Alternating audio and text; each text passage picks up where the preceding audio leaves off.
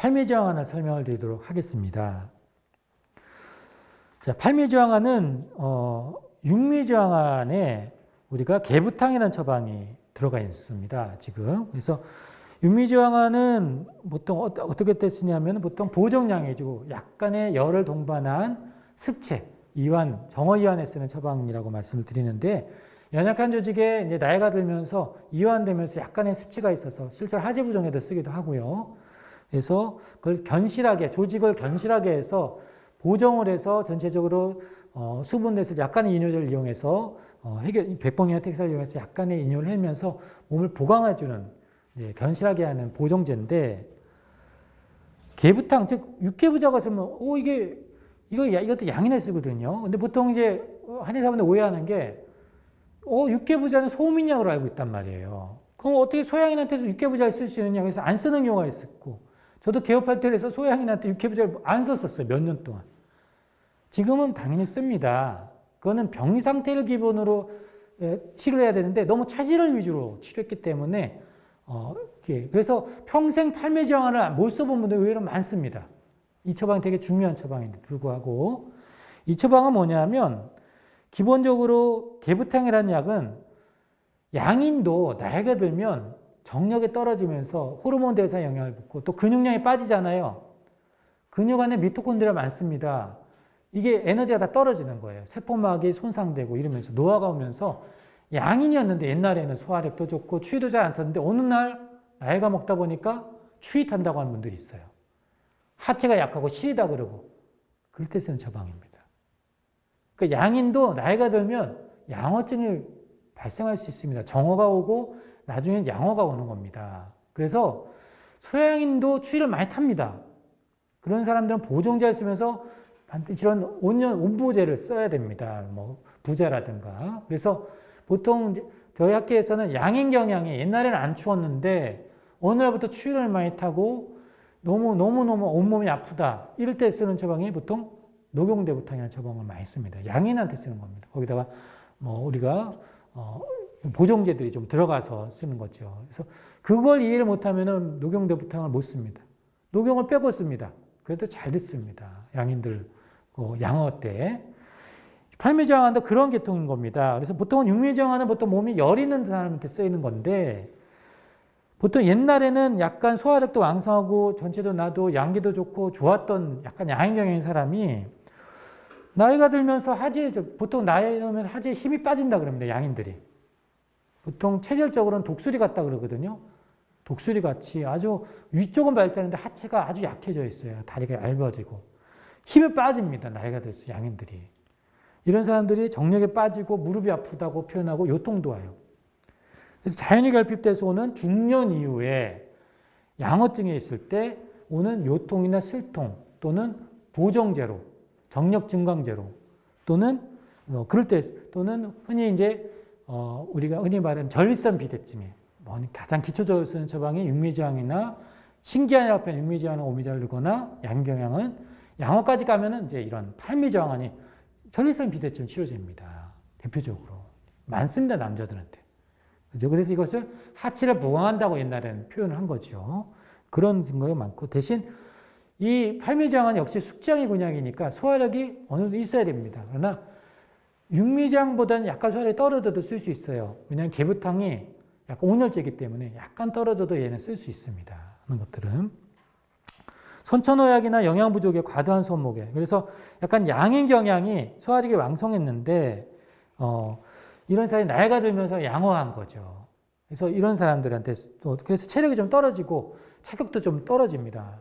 그래서 육미저항안하고 약간 좀 그런 점이 차이점이고 부족한 자는 그래서 소화력이 약한 자는 똑같습니다. 육미하고. 근데 조혈한 자 열이 많을 때는 이게 개부탕에 들어가면은 우리가 십전대부탕을 양인한테 쓰면은 답답해합니다. 열이 떠서 환기하고 계피가 들어가는데도 힘들어합니다. 그래서 가미대부탕 이런 약들 쓰면 양인들은 힘들어합니다. 그래서 설사하거나 이런 분들은 안 맞습니다. 그래서 제가 이제 보고 있는 환자 중에 이제 대장암 환자가 이제 60대 환자가 있는데 소양인이 전형적인 소양인 마른 소양인인데 그분이 모한의원 가서 처방을 먹었는데 그거 먹고 너무 자기가 부작용이 나서 한 방에 실내가 안 된다는 거예요. 나중에 알고 봤더니 이분이 몸이 약하고 추위를 탄다 그러니까 이제 이분한테 이제 팔미저항을 했습니다. 이분한테 이게 안 맞았던 거예요. 하는 것도. 그분은 의외로 십전대부터 또 맞아요. 나이가 드니까. 지금 십전대부탕은 막 꾹 씁니다. 왜냐하면 십전대부탕은 양인이 약간 이게 나이가 들어서 전체적으로 몸이 건실로 떨어졌을 때 또 쓸 수 있습니다. 양인이라 하더라도. 그 완전 또 팔미가 잘 안 맞던 케이스예요. 그래서 바꿔보는 거죠. 그러면 어떤 게 더 맞는지 체크해 봐야 되니까.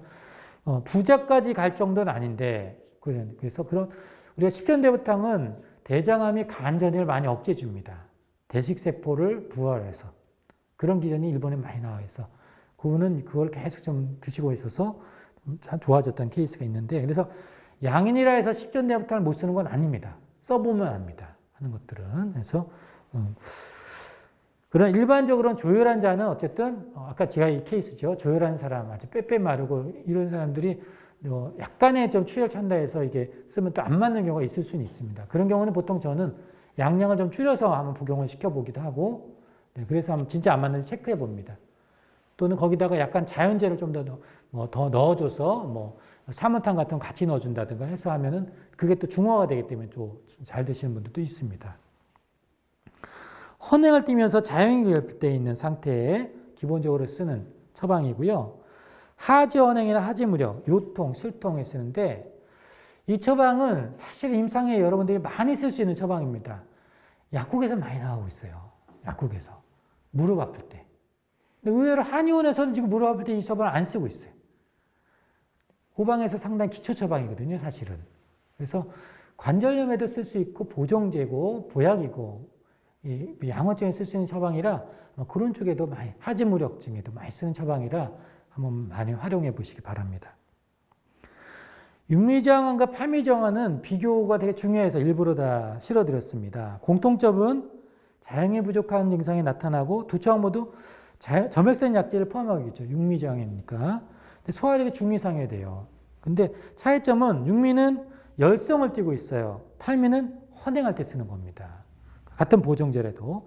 그래서 팔미는 자연제 온열제로 구성되어 있고 온열 통해서 자연을 할 수 있는 점이 육미저항과의 차이점이고요.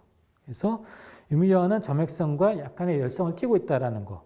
팔미저항은 육미를 포함하면서 좀 더 이제 기본적 헌행이 있어서 오는 배뇨장애, 전립선 비대증, 요통, 또 심하게는 탈환까지도 그래서 노인 환자한테 주로 쓸 일이 많습니다. 육미는 젊은 사람에 쓸 경우가 많죠. 그래서 그렇죠? 나이 들었을 때 좀 더 쓸 수 있는 게 팔미 쪽이고요. 이게 심해지면 이제 증액기혈환이나 이런 약을 또 쓰게 됩니다. 그래서 저희 학회 활용사를 보면 주로 하지무력, 그죠? 다리에 힘이 없는 환자가 되게 많습니다. 또 요통이나 또 관절염에도 많이 쓰고 또 외환증, 몸이 춥다라거나 당뇨에도 씁니다. 당뇨에도 쓰고 또 야뇨에도 쓰고 그럴 때도 쓰고 여러 가지 경험이 있고요. 증례는 전립선 비대증에도 가장 많이 일본에서는 또 보고가 되어 있습니다. 그래서 그게 이제 경도개선 이상의 77.1%로 전립선 비대증인데 약간 정어에 양어를 결합했을 때 더 잘 맞겠죠.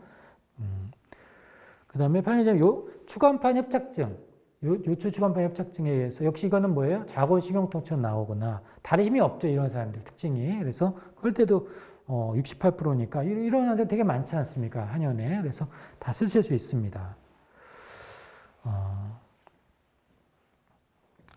또 강경변에는 긍정연에도 도움이 되는 걸로 나오고요. 또 통합실조증에도 약간 양어 경향이 있는 약간 그런 경우에도 도움이 되고 의욕 저하에도 도움이 되고 갱년기 장애에도 이게 나이가 들면서 호르몬 대사가 떨어지면서 양어증이 있을 때도 도움이 될 수 있습니다. 그래서 전립선 비대에 많이 사용하고 있습니다. 실제로 임상 증례들을 보면. 그래서 팔미저항증은 거기에 기본적으로 많이 쓰고 있고 보통 이제 통증 질환에서는 추간판 협착증 환자가 의외로 많습니다. 걸어가다 자꾸 쉬어야 되고 이런 분들 많죠. 침 넣어주시면서 만약에 체크를 해보시면 소화력은 좀 받쳐주는데 자꾸 추위를 타거나 하지무력증 있고 또 양어증 있으면 팔미저항을 하루치나 이틀 정도 드셔보시면 경과를 보는 거예요.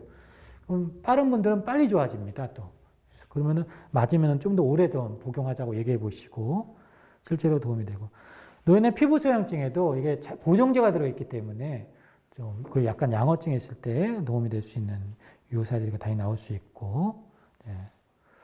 강경변에 의해서 비복근 경련에도 보통 이제 자가검정 때문에 쓸 수 있고 강경변에 쓰는 약입니다. 이런 약들도 도움이 될 수 있고요. 통합실저증은 네, 역시 이제 신경정신과 쪽에서 이제 쓸 수 있는 약이고요. 갱년기 장애에 쓸 수 있는 약은 이제 크라시아 제약에서는 계지복령한, 가미소요산, 단기자에서는 팔미지영환 이런 약들이 있고 이 가미소요산 파트에서 설명을 했기 때문에 넘어가도록 하겠습니다. 그래서 보통 신양허라고 표현합니다. 한방에서는. 그래서 보정하고 양호하고 같이 했을 때 요통이나 자골신경통, 협착증에도 쓴다고 아까 얘기 드렸잖아요. 그래서 스를통에도 많이 씁니다. 또 신양허를 하는 피부 건조증, 일종의 순환을 시켜줘서 피부 건조도 도움이 되고요. 팔미지영환은 남성들한테는 정력제라고 하면 좋아하게 많이 드십니다. 열심히 드십니다. 사실은 보약이기 때문에. 전립선 비대증이 있을 때 환자들, 남성 환자 전립선도 흔하거든요. 양인경련 때는 육미지영이나 신규한 양어증이 있을 때는 팔미를 많이. 당뇨에도 많이 씁니다. 기본적으로. 네, 당뇨에도 쓰고. 또 신양어에 의한 고혈압에도 많이 쓰고, 또 치매라든가 이럴 때 우리 한방에서 치매 지금 제가 증례를 되게 많이 지금 넣어놨습니다. 치매 환자들, 특히 요양병원에 근무하시는 한의사 선생님들은 오늘 제가 지금 강의한 이제 크라시아 제약 약만 해도 치매에 쓸 수 있는 약이 되게 많습니다. 그래서 일본 같은 경우는 신경정신과에서 치매약이 별로 없습니다. 일본의 사람들은 신경정신과에서 한약을 주로 많이 씁니다. 우리나라 의외로 안 쓰고 있어요. 그죠?